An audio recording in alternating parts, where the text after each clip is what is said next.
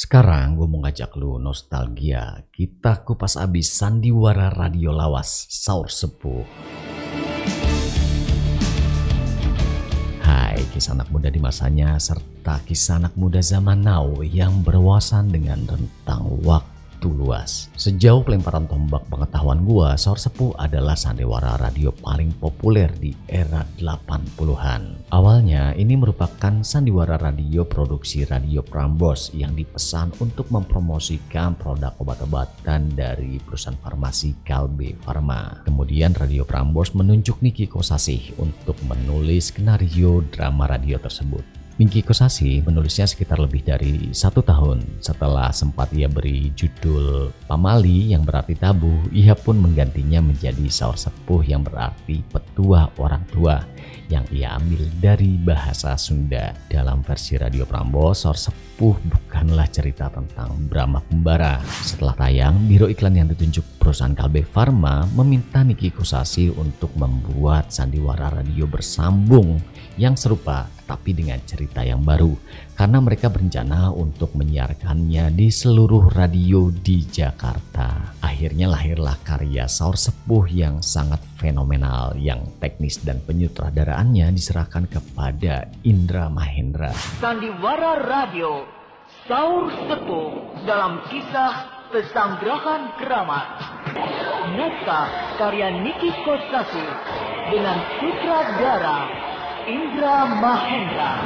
Saur Sepuh versi baru bercerita tentang perjalanan hidup seorang pendekar sakti yang bernama Brahma Kumbara yang kelak akan menjadi raja di Madangkara. Cerita ini mengambil setting waktu dan mengadopsi latar belakang sejarah pada masa pemerintahan Majapahit di bawah kekuasaan Raja Hayam Wuruk. Cerita Saur Sepuh sangatlah panjang, ada sekitar 20 episode atau season, di mana setiap seasonnya ada 60 seri atau bagian yang berdurasi sekitar 60 menit termasuk iklan.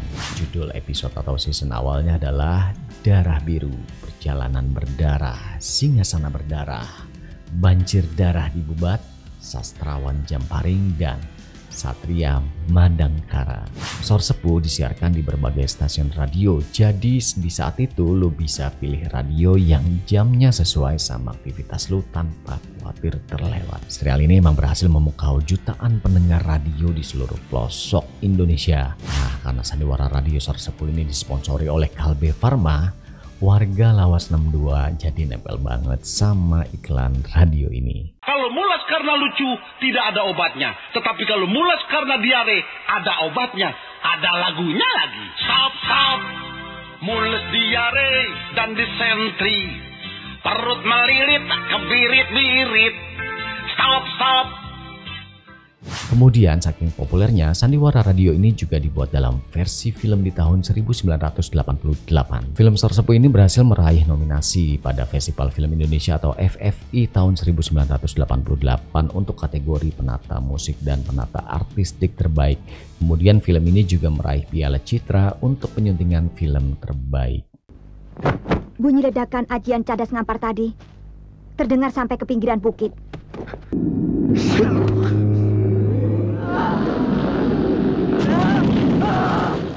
Nah, sekarang gue mau cerita dikit tentang 3 karakter yang paling ngetop dalam sandiwara radio dan film Saur Sepuh ini. Brahma Kumbara. Brahma Kumbara merupakan tokoh utama dalam Saur Sepuh. Dia adalah tokoh pejuang yang kemudian menjadi Raja Madangkara. Setelah menjadi raja, Brahma terlibat dalam pusaran konflik kancah politik antar kerajaan. Dia juga masih sering berpetualangan menyamar menjadi rakyat biasa dengan gelar Satria Madangkara untuk menyelesaikan konflik di dunia persilatan. Suara Brahma Kumbara untuk sandiwara radio diisi oleh Ferry Fadli, sementara filmnya diperankan oleh Fendi Pradana. Hai, siapa kau sesungguhnya? Aku Brahma Kumbara, kakakmu Mantili. Apa? Kakakku? Tidak mungkin. Aku tidak sudi mempunyai kakak sepertimu. Pergi kau, berdebah. Mantili adalah adik dari Brahma Kumbara. Sebagai pendekar, dia sering terlibat di dalam petualangan kakaknya. Mantili memiliki 2 pedang pusaka, yaitu pedang setan dan pedang perak. Pedang setan bisa mengeluarkan asap beracun, sementara pedang perak bisa membutakan mata. Suara Mantili untuk radio dan peran untuk film, keduanya dimainkan oleh Eli Ermawati Lasmini. Lasmini adalah musuh bebuyutan Mantili. Dia adalah pendekar perempuan yang suka menebar cinta di mana-mana. Lasmini ini menyimpan dendam pada Brahma Kumbara karena cintanya tidak terbalas, sehingga ia jadi memusuhi Brahma dan Mantili. Lasmini ini memiliki ilmu cipta dewa yang mampu mengalahkan Mantili di dalam duel, tetapi dia tidak mampu mengalahkan Brahma. Suara Lasmini untuk radio diisi oleh Yvonne Rose, sementara untuk filmnya diperankan oleh Murti Sari Dewi. Gue yakin banyak warga 62 lawas penikmat Saur Sepuh yang udah lupa sama alur cerita sandiwara radio legend ini. Ya apalagi kawan zaman now pasti banyak yang gak tahu. Oleh karena itu gue tertarik untuk ceritain sedikit aja bagian kisah awal banget dari sandiwara radio Saur Sepuh ini. Ya dengan harapan kali aja industri raksasa film Hollywood tertarik ngegarap ulang cerita legend ini. Kita mulai. Oke, gue bacain ya. Suatu ketika pada masa abad kejayaan Majapahit di wilayah bagian barat Pulau Jawa terjadilah huru-hara di kerajaan Madangkara. Di sanalah kisah Brahma Kumbara bermula. Brahma merupakan keturunan dari Dharma Salira, seorang raja Madangkara yang telah dikudeta dan dibunuh. Saat peristiwa itu berlangsung, Brahma kecil sempat diselamatkan oleh kakek Astagina dan disembunyikan di goa pantai selatan.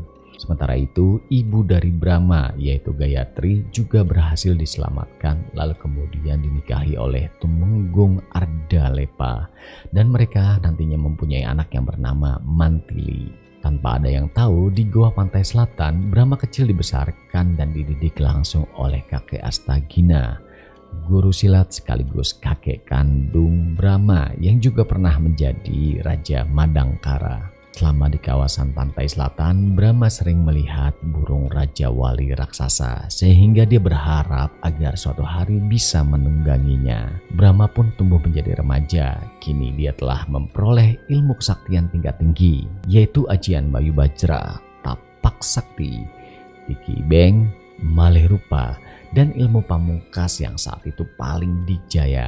Lu pasti tahu namanya, ya Ajian Serat Jiwa. Selain kesaktian, Brahma juga diwarisi pedang biru oleh kakek Astagina yang sudah meninggal. Pedang biru ini bukan pedang sakti, tapi punya misteri yang harus dipecahkan oleh Brahma. Rupanya pedang biru memiliki kembaran, yaitu pedang merah. Jika pedang biru dan pedang merah disatukan, maka keduanya akan patah lalu mengeluarkan gulungan kertas yang berisi silsilah raja-raja Madangkara. Brahma berhasil menyatukan kedua pedang tersebut sehingga dia mengetahui rahasia identitas dirinya sebagai salah satu keturunan Raja Madangkara yang sah.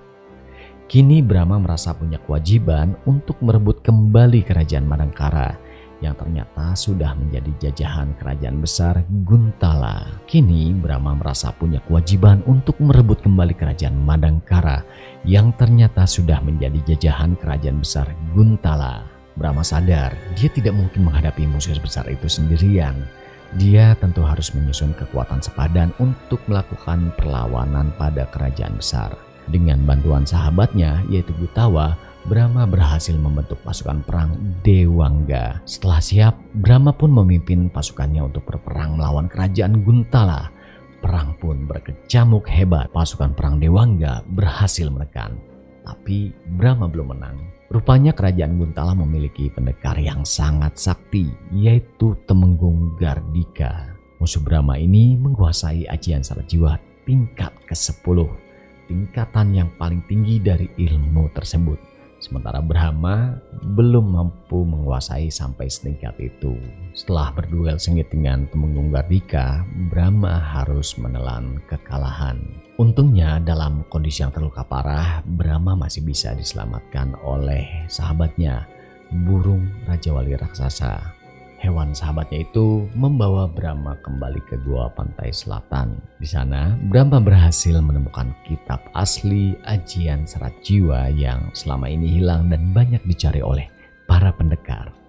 Sambil menyembuhkan diri, Brahma pun berusaha menyempurnakan Ajian Serat Jiwa yang ia miliki hingga sampai di tingkat 10. Lalu setelah siap, Brahma segera mencari Temenggung Gardika. Brahma dan Temenggung Gardika kembali berduel. Tapi kali ini keduanya memiliki tingkatan ilmu serat jiwa yang sama. Bahkan penguasaan Brahma tentu lebih sempurna karena telah mempelajarinya langsung dari kitab aslinya.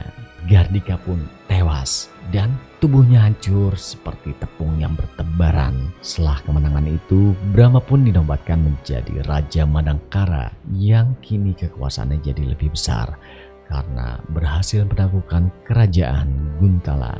Setelah jadi raja, Brahma pun mulai menjalankan fungsi diplomatik, menjalin hubungan dengan berbagai kerajaan-kerajaan adidaya. Sehingga kisah Brahma selanjutnya banyak yang berlatar belakang sejarah atau kisah rakyat. Misalnya kehadirannya dalam konflik perang Bubat, yaitu konflik antara kerajaan Pajajaran dengan kerajaan Majapahit.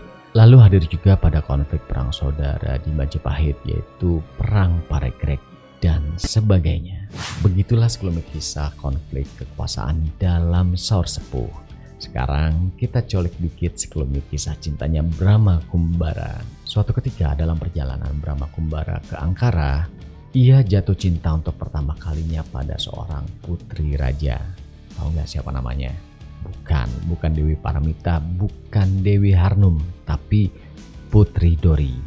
Ya sayangnya cinta pertamanya Brahma itu terbunuh dalam sebuah pertempuran. Setelah menjomblo sekian waktu, kemudian Brahma pun bertemu dengan Dewi Harnum, seorang pendekar cantik sekaligus bangsawan kerajaan Niskala yang mencintainya. Sayangnya Brahma hanya menganggap Dewi Harnum seperti adik. Hebatnya Harnum yang lagi rada patah hati tetap mau menemani Brahma yang mengembara mencari Temenggung Gardika. Musuh Brahma yang tadi sempat gue ceritain. Dalam pengembaraannya, Brahma dan Dewi Harnum bertemu dengan Dewi Paramita, seorang janda beranak dua, yaitu ibu dari Raden Bentar dan Garnis. Pendekar cantik ini juga menaruh hati kepada Brahma, dan ternyata Brahma juga jatuh hati pada Dewi Paramita, sehingga terjadilah cinta segitiga. Untuk Brahma, ini tentu adalah perkara sulit yang menyenangkan, benar nggak? Tapi untuk Paramita, ini adalah betul-betul perkara sulit. Di saat Paramita telah bersahabat dengan Harnum, loh kok dia baru tahu bahwa sahabatnya ternyata juga mencintai orang yang dia cintai. Akhirnya Niki Kosasih memberi win-win solution pada cerita ini. Saat Paramita dilamar oleh Brahma, Paramita pun mensyaratkan agar Brahma juga menikahi Harnum. Tawaran buy one get one tersebut membuat Brahma jadi menang banyak sehingga dia pun menikahi keduanya. Iri bilang, bos, makanya lo jadi raja yang punya raja wali. Owner RCTI dong.